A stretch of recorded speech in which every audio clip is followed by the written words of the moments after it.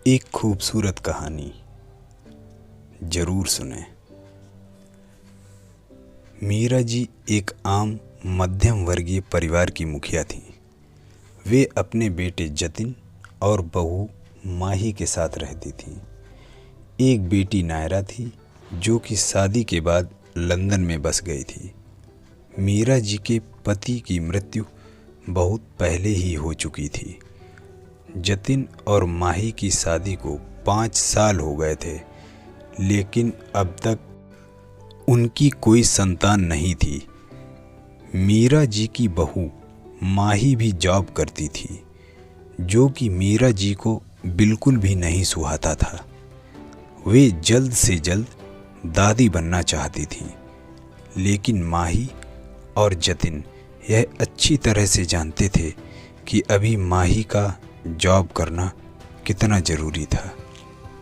मीरा जी अपने बेटे जतिन से इस बारे में बात करती तो जतिन किसी न किसी बहाने से बात को टाल देता था, लेकिन वे माही को ही परेशान करने के बहाने ढूंढती रहती थी ताकि वह अपनी जॉब छोड़ दे।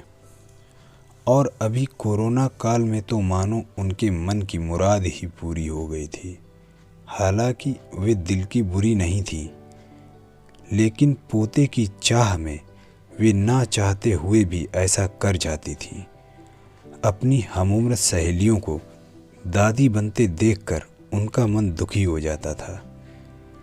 उस दिन भी घर में ऐसा ही कुछ हुआ। ऑफिस में काम की वजह से माही देर तक सोती रही और मीरा जी को अच्छा खासा मौका मिल गया। ये क्या बहू, अभी तक सो रही हो? पता है सुबह के 10 बज गए हैं। जतिन बेचारा कब से उठकर ऑफिस के काम पर लग गया है और तुम हो कि अभी तक सोई पड़ी हो। चलो अब उठकर सबके लिए चाय नाश्ता बना लो। मुझसे कुछ हो नहीं पाता है, वरना मैं तो तुम्हारे भरोसे कभी न रहती, खुद ही सब कर लेती। सॉरी माँ जी, वह देर रात तक काम चलता रहा, इसलिए सुबह सुबह ही सो पाई थी, इसलिए समय का पता ही नहीं चला। आप चलिए, मैं अभी जल्दी से आती हूँ। हाँ ठीक है। मेरा कुछ नहीं, पर जतिन को देख लो, उसे कुछ चाहिए तो नहीं? कब से उठा है बेचारा। हे भगवान, मुझे जल्दी से ठीक कर दे ताकि मैं ही अपने बेटे का ध्यान रख सकूं।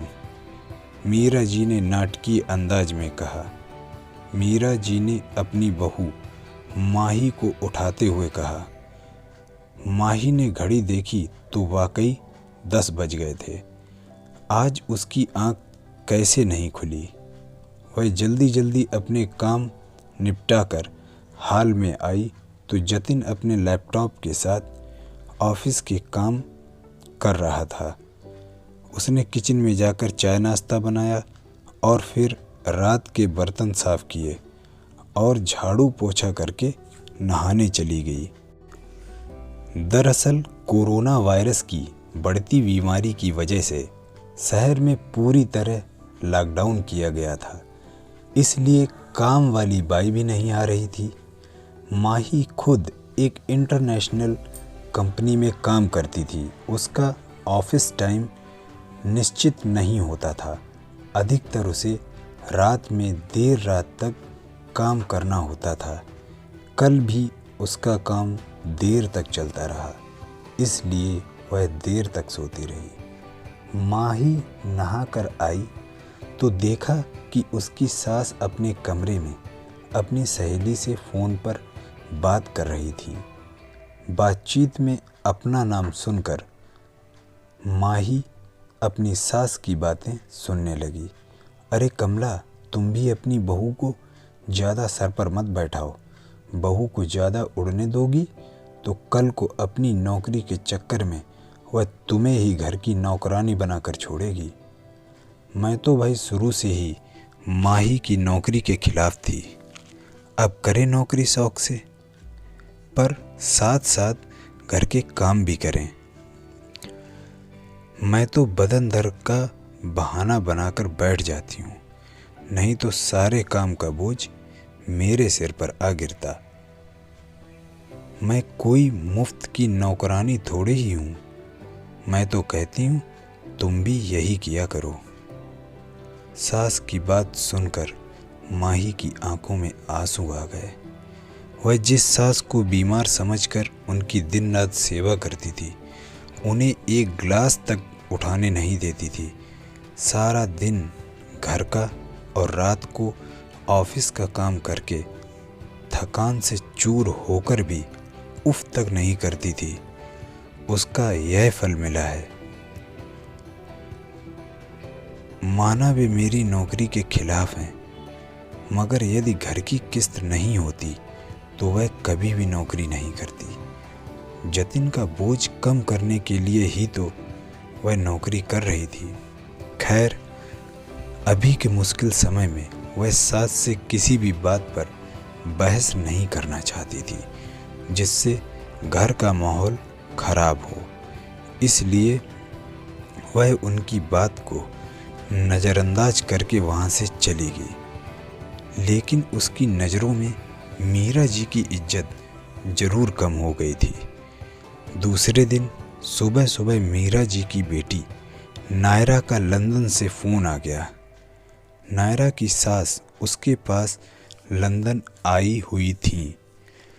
आदत के अनुसार मीरा जी ने जैसे ही नायरा की सास की बुराई करनी चाहिए, वैसे ही नायरा ने उन्हें डपट दिया। माँ, आप बिल्कुल भी माँ जी के बारे में अनाप शनाप नहीं बोलेंगी। पता है आपके चक्कर में आकर मैंने उनके साथ कितना बुरा व्यवहार किया था, लेकिन आज मुझे उनकी कीमत पता चल गई है। तुम तो उनके यहाँ आने के कितने खिलाफ थी, मगर अगर वे यहाँ नहीं होती ना माँ, तो ना जाने मेरा क्या हाल होता। तुम्हें तो पता ही है मेरा नौकरी करना कितना ज़रूरी है। कोरोना ने यहाँ भी ऐसा कहर ढाया है कि घर से ही सब करना पड़ रहा है।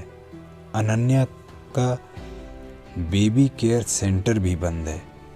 मैं और अतुल फुल टाइम बिजी रहते हैं। ऐसे में माँ जी ने अकेले ही अनन्या के साथ साथ पूरे घर का काम संभाला हुआ है। मुझे कुछ भी नहीं करने देती हैं। अगर वे नहीं होती तो माँ हमारा क्या होता, ये सोच कर ही रोंगटे खड़े हो जाते हैं। सच में माँ, वो कोई साधारण महिला नहीं है, बल्कि मेरे लिए तो देवी के समान है। मेरे इतने अपमान करने के बावजूद भी माँ जी ने मुझसे कुछ ना कहा और नायरा रोने लगी। उसने फ़ोन कट कर दिया। नायरा की बात सुनकर मीरा जी की भी आंखें भर आईं। उन्होंने अपनी भूल का एहसास किया। माँ ही तो वाकई उनका कितना ख्याल रखती है। उनकी कड़वी से कड़वी बात का भी बुरा नहीं मानती है, उल्टे जवाब भी नहीं देती है। वाकई अभी का समय तो एक दूसरे का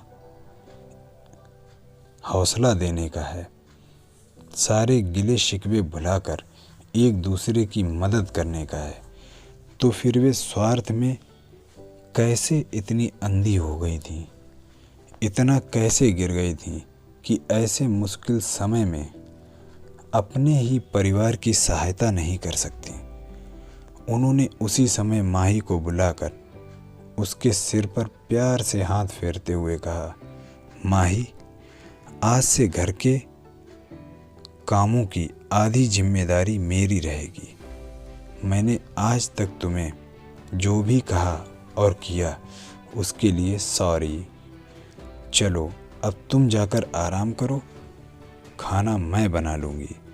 इधर सास का बदला हुआ रूप देखकर माही की भी आंखों में खुशी के आंसू आ गए और अपनी सास के प्रति उसके मन में फिर से पहले वाला सम्मान वापस आ गया था। शायद हमारे जीवन में मुश्किल समय आता ही इसलिए है कि हमें एक दूसरे की अहमियत का पता चले, अपनी गलतियों का एहसास होने और आगे बढ़कर माफ़ी मांगने से वाकई इंसान छोटा नहीं बल्कि बहुत बड़ा हो जाता है, मीरा जी की तरह। मेरा आप सभी माताओं, बहनों, भाइयों से निवेदन है कि अपने परिवार में इस तरह की परिस्थितियां ना बनने दें। एक दूसरे का सहयोग और सम्मान करें, जिससे जीवन में एक दूसरे के प्रति प्रेम बढ़े। दोस्तों, आपको आज की यह स्टोरी इन हिंदी, जो कि एक सास बहू की कहानी है, कैसी लगी?